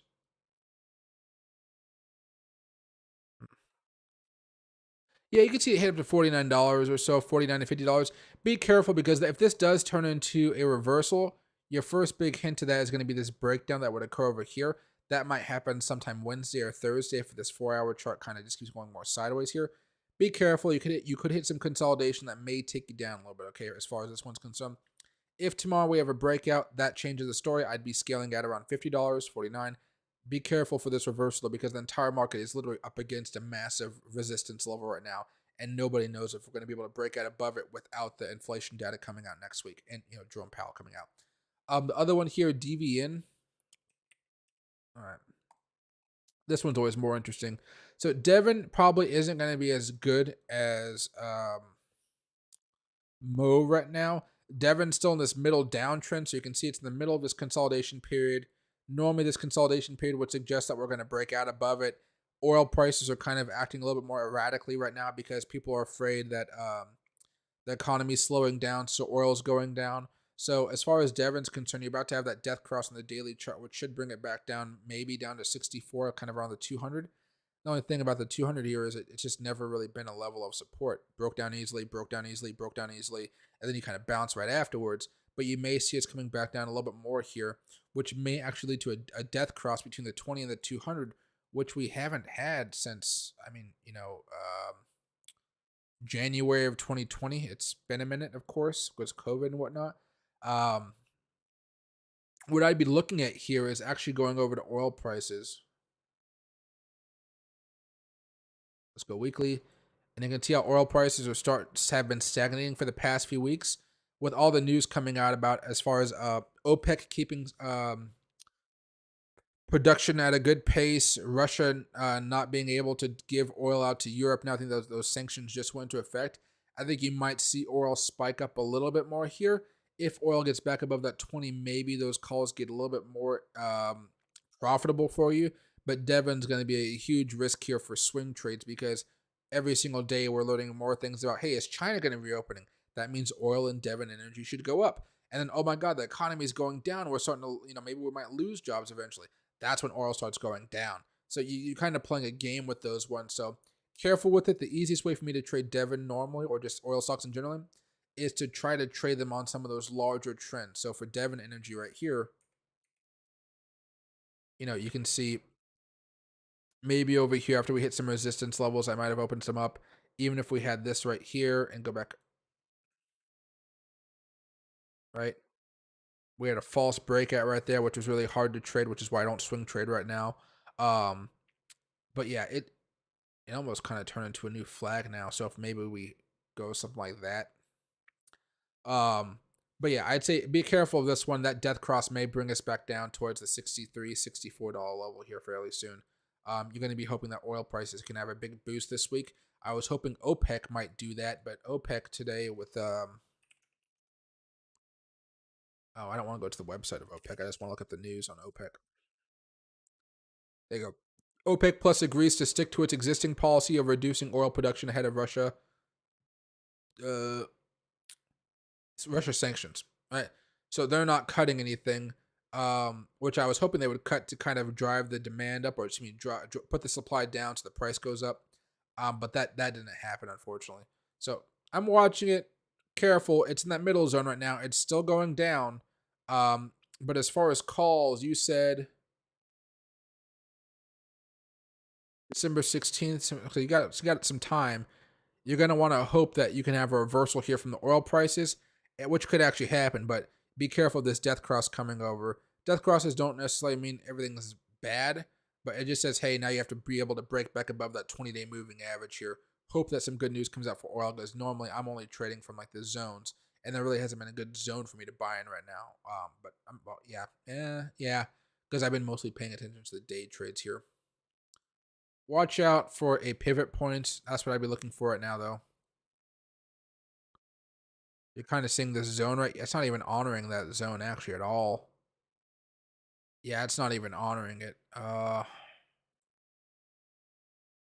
Did that do anything? There we go. Okay, that's honoring it now. See if it can pivot from the zone like it's done the last few times. If it pivots off of 65.82 or abouts, then maybe by a Wednesday, Thursday, you're back above the $68 to $69 range.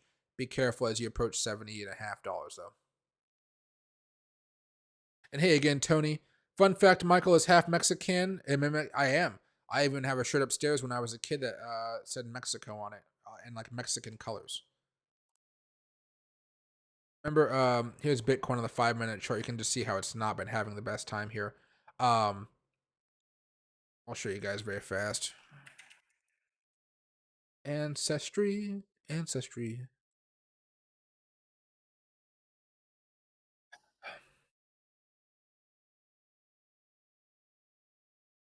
There we go. My full results. I'm like African. I'm like Mexican. I'm a whole bunch of stuff. Um, there you go. You can see the weird stuff that I am in. I know this isn't crypto related, but who cares? Um, Indigenous America Central, Honduras, Belize. I'm 18%. Nigerian, 14. Ivory Coast, 11. Cameroon, 11. So right there, I'm like 30% African, just like that. Okay. Spain, 11%. Irish, 10%. Senegal, 5. Germanic Europe, 4. Mali 3, Indigenous Americas 2, so I'm only like 35 to 40% African American. And then you got Sweden, Denmark 2, Benin, Togo, Northern Africa, Iran, Persia, Indigenous Americas, Mexico, Indigenous Americas, Yucatan Peninsula, Jewish peoples of Europe, Finland, Basque, England, Northwestern Europe.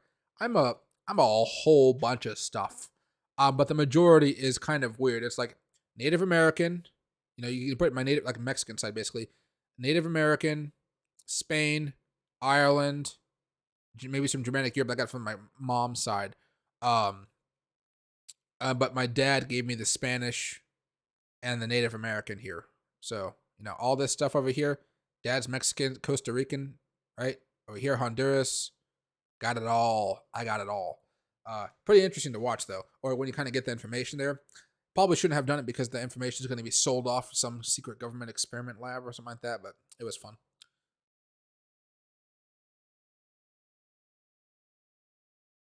And hey, Mega, have I thought about Mexico? I did think about Mexico, but then I realized it's too close to America. I want to get a little bit further out. Um, and part of me also, I kind of want to be just in a smaller country, if that makes sense. Larger countries have more responsibilities. Small countries just kind of do their own thing, if that makes sense. I want to be in a place where I'm like, oh yeah, this place is just going to be focusing on me, helping me out. I pay my tax dollars, I get some benefits.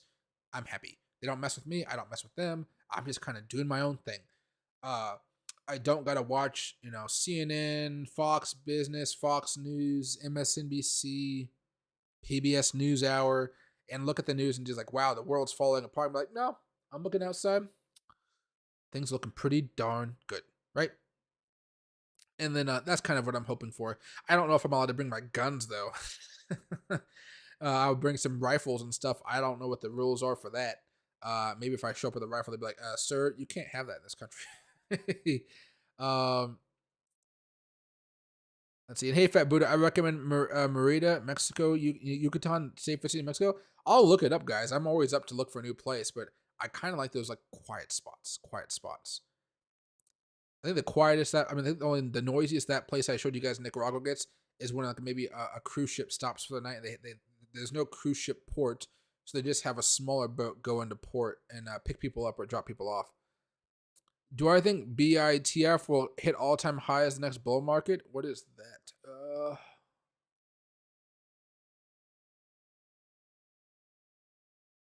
Bit Farms.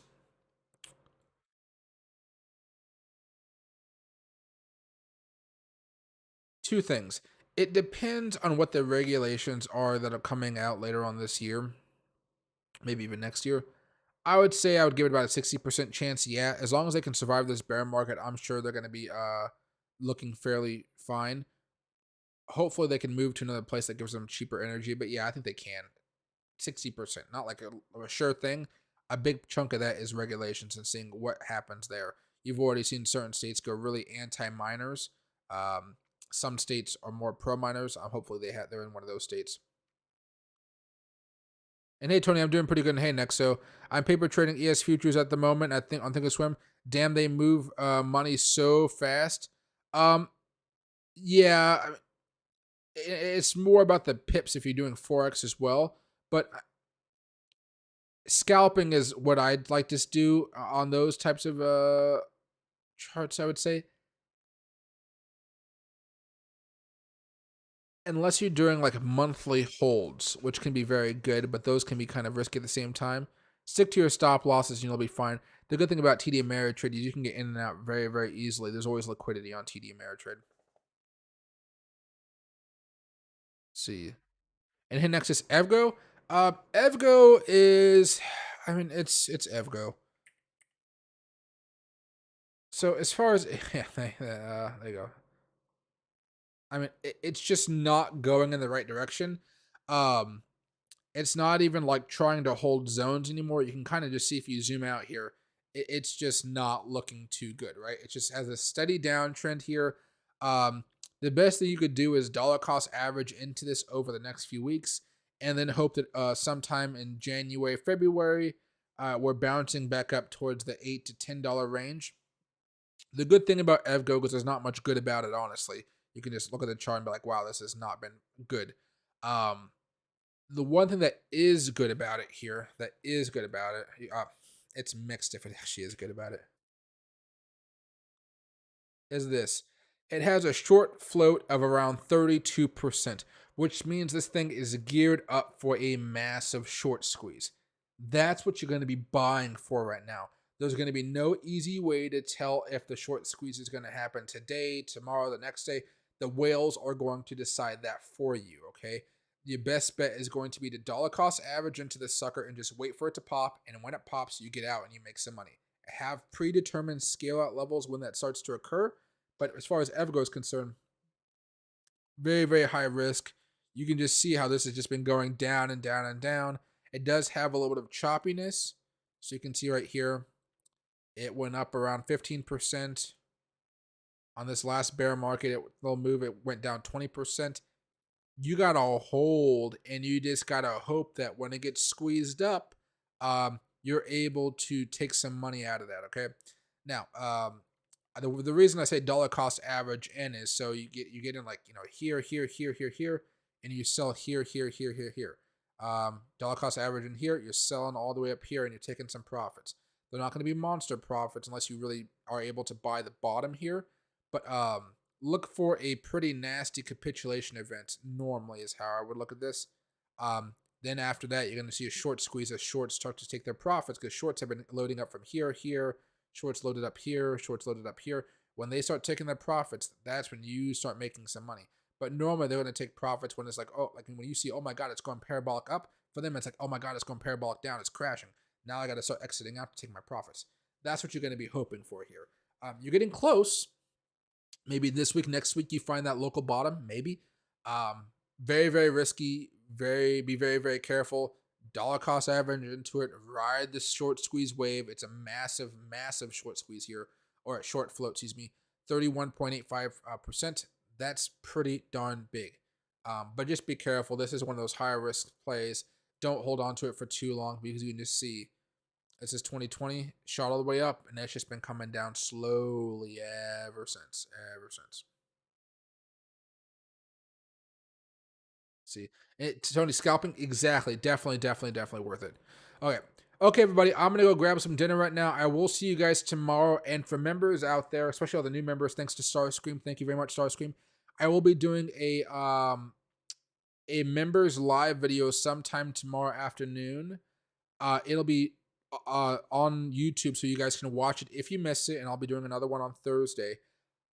We're going to be setting up some alerts like we did with Apple today. So if you guys wanted to do the puts, because we were talking about the general moves and stuff like that, and you guys wanted to make some trades, you guys can have those alerts set up on your own screens or your own trading view software, so you guys makes your trading week a little bit easier, if you ask me, right?